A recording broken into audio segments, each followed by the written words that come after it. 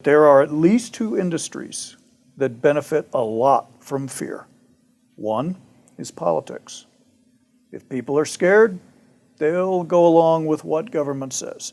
And the other industry is media. When people are scared, they'll tune into the spooky COVID channel and click until their fingers turn numb because they've just got to hear the next scary, terrible thing about COVID, which I do believe is a crisis, but it's been exaggerated. Joe Lehman's the president and CEO of the Mackinac Center for Public Policy out in Michigan. That is a sister think tank to the Independence Institute. Probably one of the most respected think tanks in the country. I mean, well behind Independence Institute, but like Avis, they just try harder. Joe, thanks for stopping in. Thanks a lot. All right, since I got you here, I wanted to ask you about the lockdowns from Michigan to Colorado. And so Colorado was ridiculous for the last 8 months. And I thought, man, this is crazy. And then you would tell me the stories of your life in Michigan. Just how bad was your governor when it came to these lockdowns? It was honestly an abuse of power.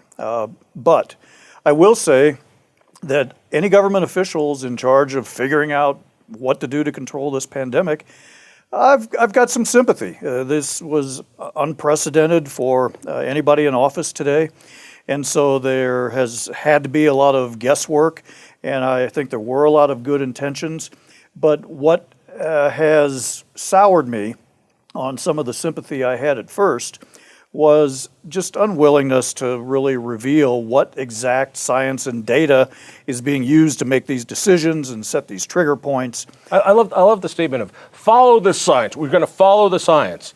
What science? Well, we're not going to tell you which science we're going to follow because science by nature, you're an engineer, you understand science is not a settled thing. And particularly at the beginning of this pandemic, following the science was really throwing darts on a board, at least it seemed to me. Yeah, and some of that is going to be by necessity. There's just no way around it because a lot was unknown about the virus and still is. But an elected official has a duty to say, you know what, some of this is guesswork. You're going to have to cut us some slack. Instead of assuming an imperious attitude that, well, we know best and we have the science, and we won't share it with you, but we have it, trust us. And meanwhile, thousands, maybe millions of lives are harmed because they lose their livelihoods because the lockdowns either don't work or they go too far. I want to take this quick tangent, which is what surprised me is that the left, and I do mean the good left, were AWOL. I'm talking about, you and I are about the same age. We grew up in the shadow of the ACLU and the Skokie decision and Americans for United for American Way or whatever that was, Norman Lear's group, and all these really principled groups that maybe we agreed with, maybe we didn't, but they, as kids, they pounded into our heads, and Hollywood pounded into our heads, and education pounded into our heads, things like you are innocent until proven guilty. And the piece de resistance, the ends do not justify the means. And now I turn around and I see that those same organizations, the ACLU, are doing nothing when basic human rights are being trampled on. The right to your religious practice, your right to peaceably assemble.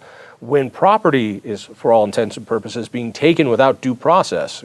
Sorry, no, we're destroying your property, we're putting you out of business, and it's by government mandate for the public good, but there's nothing there.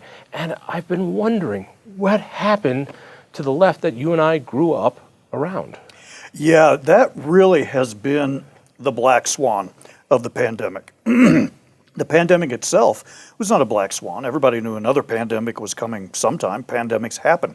The black swan was the government lockdowns, such as they were, and the civil liberties community basically not putting up much of a fight, just kind of like you said.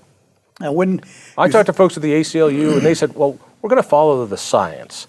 What? So my favorite meme was of the signing of the Constitution. George Washington's there in front of the founders, and he's got this great document. They're all looking. And the meme just says, all right, to be clear, none of this matters if there's a virus. And I was like, that hit it. Yeah. For an elected official or even a bureaucrat, the worst thing is to be seen as doing nothing. So there's a bias that's inherent in the world they live in to do something. Even if it's wrong, because that way they can said to be not just standing by idly while Rome is burning, and so I think that drives a lot of what we have seen. But we got ridiculous things in Michigan. For example, you could take out a sailboat, but not a motorboat. You could walk on a golf course with a walking stick, but you couldn't carry a golf club. And If you used a golf club as your walking stick, was that okay? nobody was willing to take that one to court that we're aware of. But my organization, the Mackinac Center, we did represent some medical providers whose patients were harmed because of the lockdowns. Our Governor Whitmer, would say she was saving lives with the lockdowns. And so it became clear the only way to fight this was to say, well, okay, let's have lives versus lives, not lives versus, say, recreation. We were approached by medical providers whose patients had terrible things happen to them because they could not get medical care because the lockdowns closed the medical offices. Patients who developed gangrene. One patient had a feeding tube just as a normal part of his life. Feeding tube needs care, and he wasn't able to get the care that he needed until gangrene developed, and so what was not an emergency became an emergency. Another patient had to suffer an amputation. He later died from complications.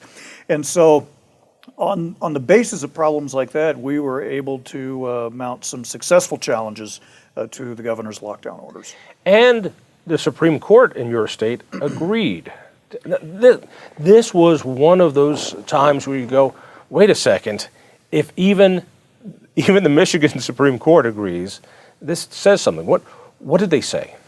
What the Supreme Court said was the governor exercising emergency powers unilaterally for an unlimited period of time where she was the only one who could define an emergency or decide when it ended.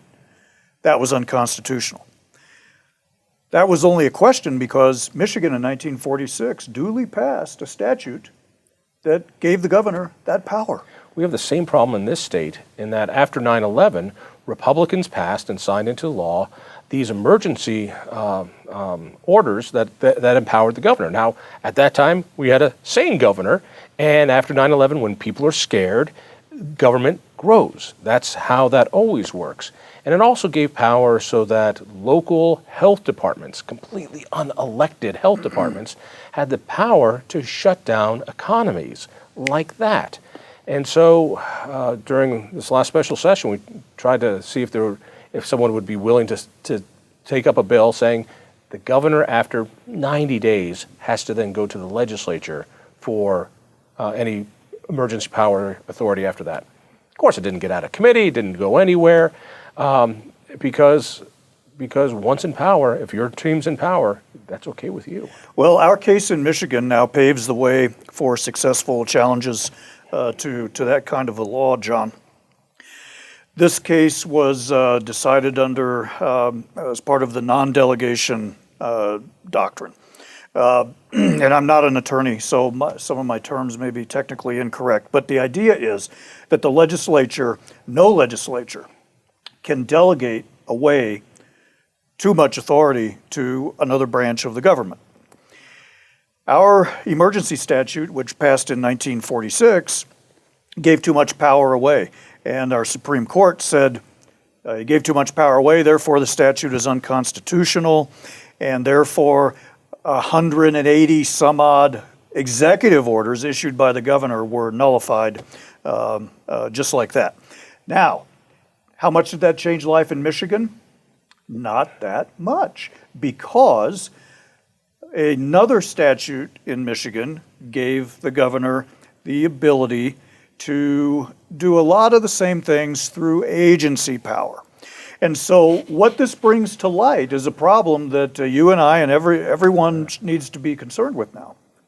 Over the years, legislatures in all the states have delegated little by little delegated authority to the executive branch because, well, we'll pass a law that says there needs to be clean air, but we'll let the regulators figure out the details of all That's those called rules. rule making. You got it. And for those who were so angry at Donald Trump for abuse of power, and those of us who are angry at Obama for his abuse of power, and his abuses were knocked down by the Supreme Court, a more liberal Supreme Court, a lot more often than anything Trump did, is that the more you do that, the more you empower somebody, and in the future, that person might not be the guy you like.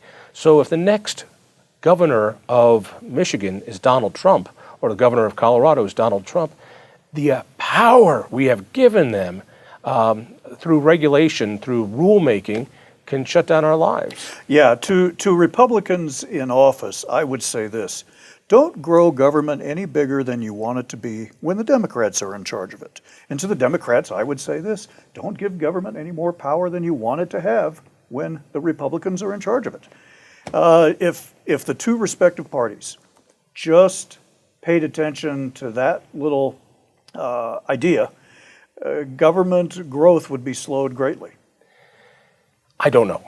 In that, whenever there's a crisis, or even a perceived crisis, and I believe COVID is more of a perceived crisis. It's an issue, but it's not a war. It's not an economic devastation. It's not, people are not shooting each other as they're crawling up the beaches to take over our country. It's not the Great Depression. All that said, it's so easy to pass these things, and it builds. When there's a crisis, every time there's a crisis, and I'll look on the federal side, we all admire Lincoln. That was the first big, large leap in centralized power during the Civil War. You could At the federal level. At the federal level. And so glad he saved the Union, but look at how government grew. Then FDR during the Depression, and it grew. Right. And then under Johnson and Obama, and now under Trump as well. It just grows and grows and grows. Robert Higgs documented this very well in his book, Crisis and Leviathan. And he decided to study the question, when government does something very active to address a crisis or perceived crisis, what happens when the crisis goes away? Does government shrink back to its original boundaries? And for the most part, the answer is no. It's like a one-way ratchet. When government gets bigger, it is very hard to reverse that. And so the job for people like you and me and Friends of Liberty is we've got to convince people that the erosion of our liberties is itself a crisis that needs action. And in this case, the action required would be get government back to its proper role. But it cannot be seen as a crisis of losing liberty, because the way we lose it is by salami slice over it is boiling the frog slowly. We don't notice it. It's called homeostasis. We get used to the next level, and then we get used to it, and then it grows again. To the point now, we have 3 branches of government, not only at the federal level, but in your state and my state, that are now getting out of proportion. On the federal level, and especially, the executive branch has way too much authority. And I don't know if Congress ever wants to pull it back, because then it becomes their issue. Do they really want to run the EPA? No, that's why they delegate authority to the EPA, and why the EPA has as much authority as it does. In a state like Colorado, you are able to go to a Supreme Court, and at least you've got a precedent now. You're still fighting it on other fronts. We have a very, very progressive Supreme Court. Every member has been nominated by a Democrat. They hate what we are advocating, and they've been very helpful in keeping these things alive, including some of the challenges that came up. All right, moving forward, we're going to get past this crisis, even in Michigan. Oh, wait, I got to ask you, could you buy paint during this crisis? If you're stuck at home projects were the big thing. I heard you could not buy a gallon of paint. Not if it was in the wrong part of the store. The executive orders in effect, cordoned off parts of the store. So if the paint was in the wrong part of the store, you couldn't paint. If the garden seeds were in the wrong part of the store, you couldn't get to them. It was crazy. If you were trying to come up with a scenario that people wouldn't believe unless they had lived through it, yeah, you would have come up with some of Michigan's scenarios. Do citizens, will she pay a price at the ballot box? Her popularity remains high in the 60s. Same People thing here in Colorado. People are scared. And to me, that is a reminder that there are at least two industries that benefit a lot from fear. One is politics. If people are scared, they'll go along with what government says. And the other industry is media. When people are scared, they'll tune into the spooky COVID channel and click until their fingers turn numb because they've just got to hear the next scary, terrible thing about COVID, which I do believe is a crisis, but it's been exaggerated. The clicking onto the media, the media's job is to stoke the flames of fear. It helps their ratings and empowers government. Powers government, more fear. It is an endless cycle. All right, a couple minutes left. What's the answer? What is the policy answer first? The policy answer is that there needs to be accountability every step of the way. The people making these decisions on the lockdowns are the people whose paychecks have not been interrupted. In my car, coming here today, my Uber driver told me he has lost 4 jobs due to COVID. And Not due to COVID. Due to the lockdowns, exactly. Okay, and every one of the decisions that cost him his job was made by somebody who, my guess is, their paycheck never got interrupted. And in fact, that in some ways their lives are better because they don't have a commute. They're able to do their work at home. And so there's no accountability for the people who have made those decisions. We've got to look at getting accountability injected into the system. We also need to build our own means of getting information out there, which is why you have this program, which is why we're here in a studio at the Independence Institute, because you guys understand that. People, the electorate needs to be well informed to make good decisions. I know Mackinac is a struggling small organization and you need every dime possible because you're barely hanging on. Mackinac has been one of the torchbearers for freedom on the states, well beyond when you got there, well after you've been running it. I just want to thank you for everything Mackinac does, not only for me personally and what you do for me personally, but for the whole liberty movement. People want to learn more. Where do they go? Mackinac.org. Spelled Mackinac. Well, you know what? We knew that people wouldn't be able to spell it outside of Michigan, so spell it the way it sounds and you'll get really? there. Yes. Oh, that's cool. That's All right. Okay. Joe, always thanks. Thanks, John. If you enjoyed that conversation, by all means, click one of these other great programs. We have the best conversations with the most fascinating Coloradans. And subscribe to our channel. Just click down below and hit that little bell button too. You don't want to miss a single show.